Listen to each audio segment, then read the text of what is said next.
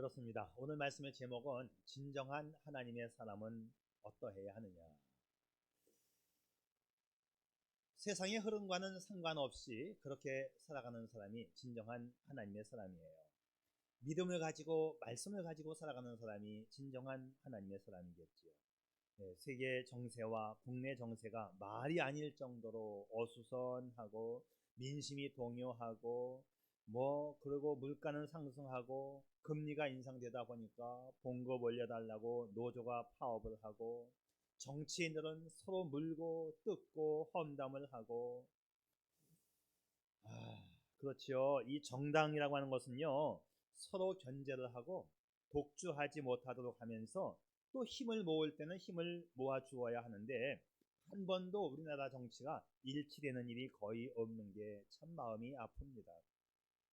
만약 누군가 저에게 목사님은 야당입니까 여당입니까 하고 묻는다면 여러분이 보실 때 저는 어느 쪽일 것 같아요? 저는 둘 다 아닙니다. 그럼 무소속이냐? 소속은 있어요. 그러면 어느 소속일 것 같아요? 저는 예수당입니다. 농담처럼 내뱉은 말 같지만 이것은 제 소신이고 제 철학이고 제 고백입니다.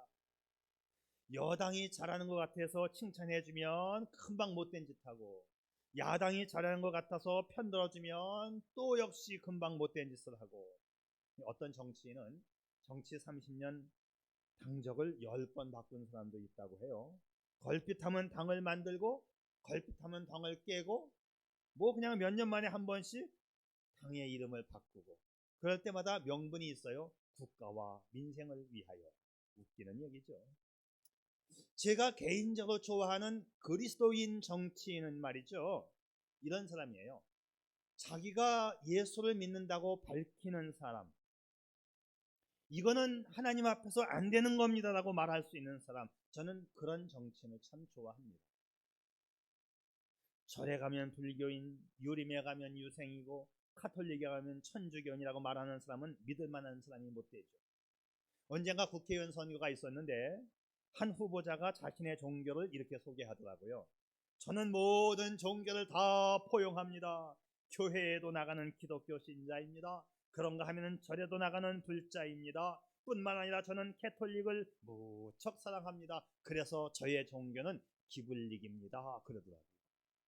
기블릭 이해가 되죠? 이런 사람 간도 없고 쓸개도 없는 사람이에요. 저는 예수 잘 믿는 정치인을 좋아합니다. 오늘 말씀 중에 이런 표현이 제 가슴을 울려요. 오직 너 하나님의 사람아, 오직 너 하나님의 사람아, 오직 너 예수당 사람아. 저 이 표현이 너무나 좋습니다. 하나님이 나를 향하여 불러주실 때 오직 너 예수당 사람아, 주님의 은혜로 부름받아 하나님의 사람이 된 우리들은요, 이 땅을 살면서 마땅히 해야 할 게 있어요. 버려야 할 게 있습니다. 오직 너 하나님의 사람아, 이것들을 피하고 믿음의 선한 싸움을 싸우라. 영생을 취하라. 피할 게 있고 취할 게 있습니다. 사도 바울을 통하여 들려오는 이 다정한 음성, 오직 너 하나님의 사람아. 이 말처럼 말이죠, 우리는 특별하고 존귀한 의미를 담고 있는 이 말을 우리가 들을 때 여러분 어떤 감정으로 들립니까? 너 하나님의 사람아. 이 시간 하나님께서 특별히 불러주시는 너 하나님의 사람아, 이 다정한 주님의 음성과 이 음성 앞에, 이 음성 속에 담겨있는 그 의미를 깨닫는 저와 여러분 될 수 있기를 축복합니다. 너 하나님의 사람아, 이 호칭 속에는요, 내가 어떤 존재이며 어떤 삶을 살아가야 하는가, 그 해답이 담겨 있습니다. 하나님 앞에서 책임 있는 존재로 믿음과 양심을 지키며 살아가야 할 것이 있음을 상기시켜 주고 있지요. 그래요, 하나님의 사람에게는 마땅히 지켜야 할 규칙이 있습니다. 하나님의 사람들은 마땅히 피해야 할 것과 취하여야 할 것이 있다. 해야 할 것과 하지 말아야 할 것이 있다죠. 이 하나님의 말씀을, 하나님의 계명을 딱 둘로 나눌 수 있어요. 하라와 하지 마라. 딱 두 개입니다. 두와 두낫이에요. 자, 오늘 하나님의 사람으로 살아가기 위해서 첫 번째 요구되는 것, 하나님의 사람이 피해야 할 것, 오직 너 하나님의 사람아, 이것들을 피하고, 이것이 뭐예요? 그 앞에서 설명해 준 것들이죠. 이렇게 쭉 설명을 해오다가 이것들을 피하라. 그러니까 11절보다 앞에 있는 말씀들인데 3절 말씀을 먼저 볼까요? 누구든지 다른 교훈을 하며 바른 말 곧 우리 주 예수 그리스도의 말씀과 경건에 관한 교훈을 따르지 아니하면 이건 안 된다. 한마디로 말하면 이단의 가르침을 피하라는 거지요. 잘못된 교훈을 피하라. 그러면서 4절 그 이하에부터는 그들의 특성을 또 말해줍니다. 이렇게 나옵니다. 교만하고 아무것도 알지 못하면서 변론과 언쟁을 좋아하는 자들이라. 거짓 가르침을 피하라. 자신의 사욕을 쫓는 어리석은 가르침을 배격하라. 그런 말씀이 됩니다. 자, 이런 말이 있어요. 이단은 문 앞에도 들이지 말라. 자신만 지옥 갈 뿐만 아니라 수많은 사람들을 한꺼번에 멸망시키는 영혼의 지옥 사냥꾼이 바로 이단들이다. 오늘 우리는 이 말씀 앞에 깊은 자기 인식이 필요합니다. 우리가 세상을 살아가면서 인식하고 또 의식해야 할 것이 뭐냐? 하나님의 말씀을 인식하고 하나님의 눈을 의식하면서 살아가야 할 거예요. 하나님의 사람은 자기 변론, 자기 주장하지 않아요. 타인에 대한 분쟁과 비방도 하지 않습니다. 하나님의 말씀이면 무조건 순종하는 사람, 그 사람이 하나님의 사람이에요. 하나님의 말씀인데 슬쩍 제껴 놓는다. 아이 귀찮아, 하나님 말씀 따라가기 힘들어, 슬쩍 제껴 놓는다. 하나님의 사람이 되기가 조금 부족하죠. 사람의 눈을 피하거나 속일 수는 있지만 하나님의 눈은 그럴 수 없습니다. 하나님을 피하거나 속일 수가 없으니까 우리는 그대로 하나님을 따라가야 되는 거예요. 여러분, 내가 슬쩍 하나님의 말씀을 비껴갔다고 하나님이 몰라주십니까? 알지요. 아시면서 참아줄 뿐 아닙니까? 하나님의 말씀을 어기는 것에는 이유도 변명도 없어요. 제가 늘 이렇게 얘기합니다. 목사님, 마음은 원이로되 육신이 약해서 그만. 여러분, 이 말 쓰지 마세요. 하나님의 말씀을 왜 나의 변명에다가 갖다 댑니까? 그게 그렇게 되는 말씀이에요? 육신은 원이로되 마음이 약해서. 웃기는 말이지요. 오히려 그렇게 말하지 말고 인정받기에, 하나님의 사람 되기에 내가 너무 부족해서요, 또는 내 믿음이 약해서요, 이게 더 정직한 표현이에요. 그래서 하나님의 사람은 항상 자발적이고 기쁘게 하나님의 일에 동참하는 사람입니다. 우리가 말은 하나님을 의식하고 하나님의 말씀을 인식한다고 하지만 사실 의식 또는 인식, 생각해볼 필요조차도 없이 하나님 또는 하나님의 말씀, 그러면 자다가도 뻘떡 일어나서 그대로 해야 하는 게 하나님 아닙니까? 하나님 말씀 아닙니까? 거기에 왜 이유를 붙여요? 참, 이유 붙이는 게 이상한 거지요. 그냥 마땅히 살아가야 합니다. 하나님에 대하여 의식하고 인식하고 따져본 다음에 하는 것이 아니라 그냥 실천하는 것이 하나님의 말씀 아니겠어요? 하나님이 신이시라면, 하나님이 내가 믿는 만왕의 왕이시라면, 자, 지난 주일도 말씀드렸지만 자기 중심의 신앙생활, 자기 판단의 신앙생활은 최악의 결과를 낳는다. 그러니까 신앙생활이라고 하는 것은요, 변명이 필요하지 않아요. 신앙생활은 나에게 유익한 것만 골라서 하는 것이 신앙생활이 아니에요. 하나님의 말씀이라면 무조건이야, 뭐 그런 거 있잖아요. 그런 찬송이 아니지 참. 응? 하나님 말씀이면 무조건이야. 저는 박자 음정이 다 틀려도 그냥 하는 겁니다. 자, 5절 말씀은 자기 방식으로 신앙생활 하는 사람에 대해서 이렇게 말씀하고 있어요. 마음이 부패하여지고 진리를 잃어버려 경건을 이익의 방도로 생각하는 자들의 다툼이 일어나느니라. 신앙생활을 지극히 개인적인 방식으로 해. 자기에게 이익이 되는 것들만 하는 사람들. 경건생활도 자기 이익의 방도로 생각하는 거예요. 오늘 교회를 나갈까 말까, 더운 날이니까 오늘 피서 가는 게 좋지. 오늘 예배하는 것보다 시원한 날 하는 게 좋지. 어떤 교회 일을 하고 주님 앞에 헌신하고 봉사하는 이 모든 것들을, 경건을 자기 이익의 방도로 생각하는 사람들, 이미 마음이 부패하였기 때문이다. 하나님의 말씀을 자기 취사 선택, 이해 타산, 수지 계산에 의하여 하지 말라. 자, 우리는 하나님의 종들이 아니냐, 하나님의 사람이 아니냐, 우리가 구원받은 그 자체로 하나님 앞에 감사하며 그 자체로 만족하라. 자, 그래서 6절 말씀에는요, 그러나 자족하는 마음이 있으면 경건은 큰 이익이 되느니라. 따져서 하려고 하지 말고 자족하면서 하나님의 말씀대로 살아가면 너의 경건은 큰 이익이 되느니라. 네, 구원받은 그 자체, 하나님의 자녀로 하나님의 사람 된 그 사실만으로도 우리가 만족할 수 있다. 그러면 하나님의 사람에게는 그 경건이 유익이 된다, 축복이 된다는 거죠. 자, 그런 사람에게는 백합꽃 향기보다 더 좋은 그리스도의 향기가 나고요, 어둠을 비추는 빛이 되어지고 이웃에게 살맛 나게 하는 소금이 되는 거예요.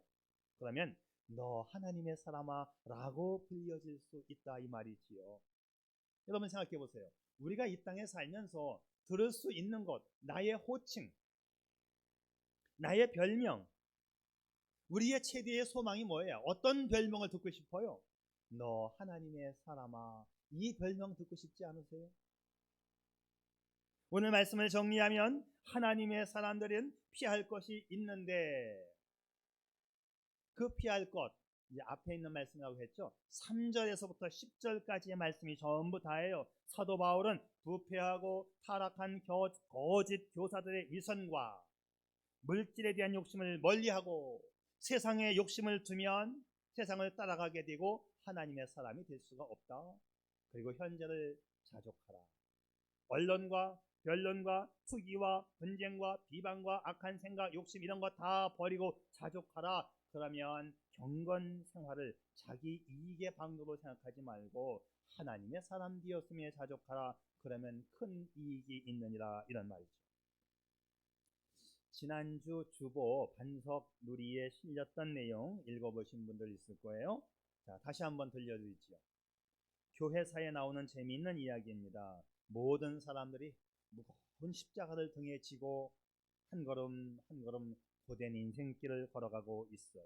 그런데 그 중에 한 사람이 왜 이렇게 무거운 십자가를 지고 가야 되지? 참, 꼭 이렇게 무겁게 힘들게 신앙생활을 해야만 하는가? 좀 더 빠르고 쉽고 재밌게 갈 수는 없을까? 그래서 이 사람이 십자가의 한 귀퉁이를 잘라냈어요. 십자가가 가벼워지니까 지고 가기가 얼마나 쉬운지요. 이 사람의 발걸음은 한층 더 가벼워졌습니다. 그런데 이 투덜이는 또 한참을 가다 보니까 불평과 투덜투덜, 여전히 자기가 지고 가는 십자가는 다른 사람들의 십자가보다 가벼움에도 불구하고 또 무거운 거예요. 그래서 이것도 무겁다, 한쪽 귀퉁이를 또 잘라냈습니다. 이러니까는 걸음걸이가 얼마나 빨라지는지요. 모든 경쟁자를 다 제치고 선두를 차지하여 가벼운 십자가를 가지고 막 달려나갔어요. 남들은 무거운 십자가를 지고 더운 여름날 휴가를 반납하고 여름 성경학교 교사를 하고 평생을 휴가 한 번 못 가보고 여름에 한 번 쓰는 휴가를 주일학교 여름 성경학교에 투자하는 그 선생님들 한번 생각해 보세요.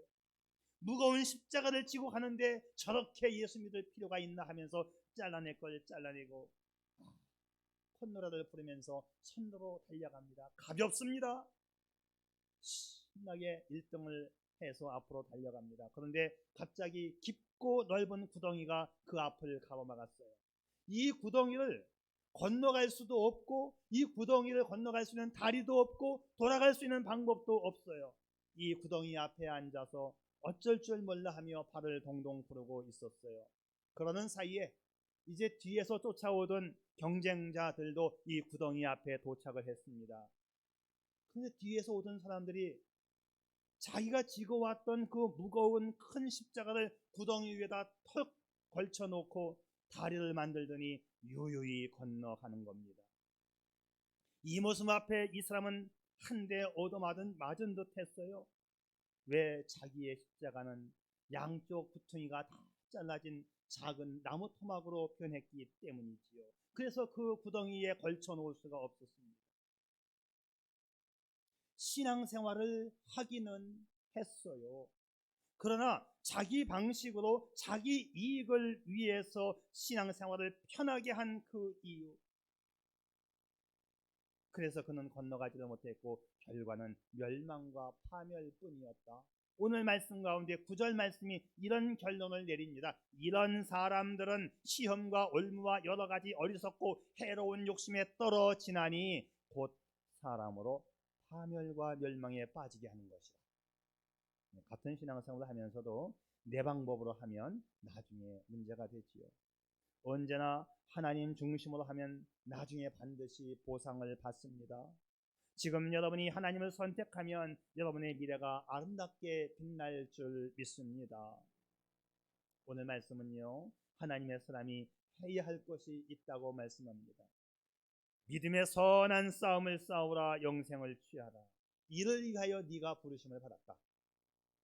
너 하나님의 사람아, 부르심을 받은 그 이유, 믿음의 선한 싸움을 싸우라. 여러분, 이 말씀을 그냥 흘려버리면 안 돼요. 믿음의 선한 싸움을 싸워라. 영생을 취하라. 그런데 언뜻 보면 조금 잘못된 성경 구절 같기도 해요. 아니, 믿음의 선한 사람, 믿음의 사람, 그러면 하나님의 사람이면 이미 구원을 받았는데 또 영생을 취하라고? 네, 하나님의 사람은 날마다 영생을 취하는 사람입니다. 성경은 우리에게 날마다 구원을 이루어 가라라고 말하고 있어요. 구원은 한 번 받고 끝나는 것이 아니고 구원은 지금도 이루어 가는 거예요. 현재 진행형입니다. 날마다 영생을 취하고 날마다 구원을 이루어 가야 하는 것이지요. 구원은 날마다 완성을 향하여 나아가는 우리의 과제예요. 믿음의 선한 싸움을 싸워라. 이 말을 신학적인 용어로는 성화의 삶을 살라, sanctification이라고 하죠. 거룩하게 살아가라. 거룩한 삶을 추구하는 것이 우리 성도들의 삶이에요. 오직 의인은 믿음으로 살리라. 믿음에서 믿음으로 살리라. 오늘도 믿음으로, 내일도 믿음으로 성화의 삶을 살라. 그런데 이렇게 살기가 쉽지 않아요. 우리의 믿음 생활이 나태해지기 때문입니다. 우리의 믿음 생활이 편리함을 추구하기 때문입니다. 그래서 오늘 말씀을 잘 보시면 싸움을 싸워라. 이 싸움이라고 하는 말의 헬라어는 아고니존인데요, 운동 경기에서 나오는 용어입니다. 믿음 생활은 운동 경기에서 1등을 하기 위해서 막 달려가는 것 같은 그런 싸움이라는 거죠. 그게 믿음 생활이라는 것이죠. 그러니까 세상의 유혹을 이겨내야 돼요. 세상의 정욕, 돈, 욕심 이런 것들을 다 걷어내고 자족하고 믿음의 싸움을 싸우라. 이것이 오늘 본문의 요약입니다. 자, 그렇습니다. 오늘 말씀을 이렇게 한번 정리해 봐요. 싸움의 방법이 있습니다. 방법. 자족하는 마음으로 싸워. 싸움의 목적, 영생을 취하기 위함이라. 싸워야 할 그 이유, 하나님의 사람이기 때문에. 이것이 오늘의 말씀이에요. 여러분, 하나님의 사람으로 부름받았으니 믿음의 싸움을 싸워 이길 수 있기를 바랍니다. 최선을 다할 수 있기를 바랍니다. 믿음의 싸움을 싸워 이길 수 있는 여러분 될 수 있기를 축복합니다. 싸우자. 여러분, 싸움에서 지면 죽는 거지요. 믿음은 싸워서 쟁취하는 것이고 한 번 쟁취했다고 끝나는 것이 아니라 계속적인 싸움의 연속입니다. 이것이 믿음의 싸움, 영적인 싸움이지요. 그러면 하나님의 사람이 해야 할 일, 믿음의 선한 싸움, 영적인 싸움이 어떤 것이냐? 사실 말 안 해도 우리 다 알고 있어요. 실천이 안 되기 때문이지. 그냥 믿음의 열심을 내는 거예요, 한마디로 말하면. 자, 그런데 저는 오늘 이렇게 한번 정리해 보지요. 하나님의 사람이니까 하나님의 마음에 들어야 되는 거죠. 하나님의 사람. 그래서 하나님의 마음에 들기 위해서 하나님과 친밀한 사람이 되었으면 좋겠어요. 우리가 예수를 믿는다는 것은 예수님을 사랑하는 거 아니겠습니까? 예수를 믿는다, 예수님을 사랑하는 거예요. 그럼 여러분, 사랑이 뭡니까? 사랑이 뭐예요? 사랑이 무엇냐고 물으신다면, 눈물의 씨앗이 아니고 제가 오늘 가사를 바꿨습니다. 사랑이 무엇냐고 물으신다면 제 눈에 콩깍지라고 말하겠어요. 눈에 콩깍지가 씌워서 예수님만 보면 그저 헤헤거리고 그 예수님 생각에 실실 입가에 미소가 떠나지 않는다면, 마치 청춘 남녀가 사랑에 빠져서 서로 못 보면 죽을까 염려하는 것처럼, 그게 바로 사랑, 그게 바로 사랑이에요. 그게 바로 예수님 사랑입니다. 그래, 이사야서에 보니까 하나님께서 아브라함을 나의 친구, 나사로에게 나의 친구라고 불렀어요. 친구가 뭔지 아시죠? 여러분, 하나님과 친한 사람이 하나님의 사람이지요. 에베소서 6장에서처럼 주 예수 그리스도를 변함없이 사랑해야 합니다. 예수 사랑에 콩깍지가 씌워지기를 축복합니다. 주님의 친구가 되기를 축복합니다. 주님은 친구인 나를 위해서 주님이 십자가에서 목숨을 버리셨지요. 그리고 그 주님 말씀하시기를, 사람이 친구를 위하여 자기 목숨을 버리면 이에 더 큰 사랑이 없다. 자, 이 말씀은 내가 너를 위해서 십자가에 죽어 주었으니, 그래서 내가 너의 친구가 되었으니, 너가 나의 친구가 되었다면 이젠 네가 나를 위해서 죽어 줄 수 없겠니? 그렇게 묻는 거 아닐까요? 죽는 데까지는 가지 않는다 할지라도 우리 주님을 위한 순결한 사랑으로 백설같이 깨끗하고 한없이 거룩한 나의 주님을 사랑하는 우리 반석교회이기를 축복합니다. 자, 이제 우리가 우리의 친구이신 주님을 위해서 우리의 삶도 우리의 목숨도 드릴 수 있기를 바랍니다. 두 번째, 하나님의 사람, 친밀한 하나님의 사람은 예배 출석 잘 하는 사람이지요. 하나님이 예배 받으시는 걸 참 기뻐하시기에 하나님은 오늘도 예배하는 자를 찾으신다고 했어요. 다윗의 간절한 소원이 있었습니다. 평생 여호와의 집에 살면서 여호와의 아름다움을 찬양하고 싶다고 했습니다. 여러분, 예배를 잘 드리면 우리 하나님이 기뻐하십니다. 하나님을 기쁘게 드리는 것, 내가 가진 것을 위해서 주를 위해 드리고 주와 함께 살아가는 것, 주와 친밀하게 살아가는 것, 그것 하나님이 기뻐하십니다. 여러분, 이해타산을 가지면 내가 이렇게 하면 손해지라고 생각하면 우리 예수 못 믿어요. 지금 이 좋은 날 왜 여기 와서 앉아 있어요? 월간 목회지에 실린 김진대 교수가 쓴 유머가 있어요. 군대 유머인데, 고참 김병장이 소대원을 소집하고 물었습니다. 야, 여기 피아노 전공한 사람이 있냐? 아, 예, 접니다. 어느 대학 다녔냐? H대학 다녔습니다. H대학도 대학이냐? S대 없냐? S대? 아, 예, 접니다. S대에서 피아노 전공했나? 아, 네, 그렇습니다. 피아노 잘 다루나? 아, 예, 잘 다룹니다. 야, 그럼 너 이리 와서 피아노 좀 이쪽으로 좀 옮겨. 며칠 뒤에 또 김병장이 다시 소대원을 소집합니다. 야, 니네들 중에서 미술 전공한 놈 없냐? 미술. 예, 접니다. 어느 대학 다녔어? Y대학입니다. 야, Y대 말고 K대 없니? 아, 접니다. 그럼 너 미술 잘 그리나? 예, 잘 그립니다. 그런 말이다. 오늘 발야구 좀 하게 연병장의 그림 좀 그려. 며칠 뒤에 다시 김병장이 소대원을 소집합니다. 너희들 중에 검도 한 녀석 없냐? 검도. 아, 예, 접니다. 몇 단이야? 2단입니다. 2단도 검도냐? 더 높은 단 없어? 예, 제가 5단입니다. 아, 그래, 검도 좀 잘하냐? 검도 5단? 그래, 너 이리 와서 좀 파 좀 써라. 군대에서나 있을 수 있는 유머입니다. 그러나 피아노 전공에서 피아노 옮기고, 그림 전공에서 땅바닥에 줄 긋고, 노래 전공에서 세상 노래 부르고, 검도 전공해서 파나 썰고, 정치 전공해서 나라 망치는 정치만 한다면 어떻게 하겠어요? 우리는 하나님의 사람 아닙니까? 하나님의 친구 아닙니까? 우리는 하나님을 전공한 사람들 아닙니까? 하나님께서 우리 각자에게 주신 은사가 있고 탤런트가 있어요.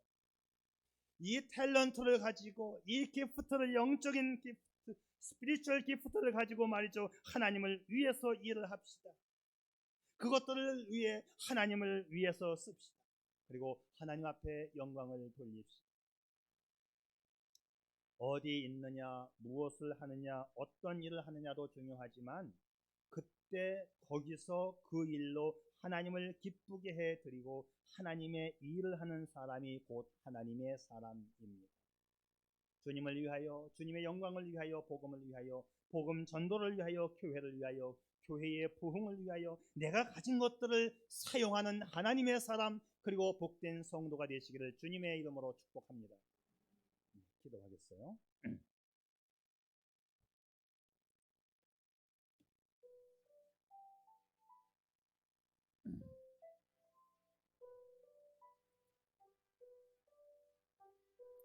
하나님의 사람 된 성도는 세상을 바라보는 눈이 조금은 달라야 합니다.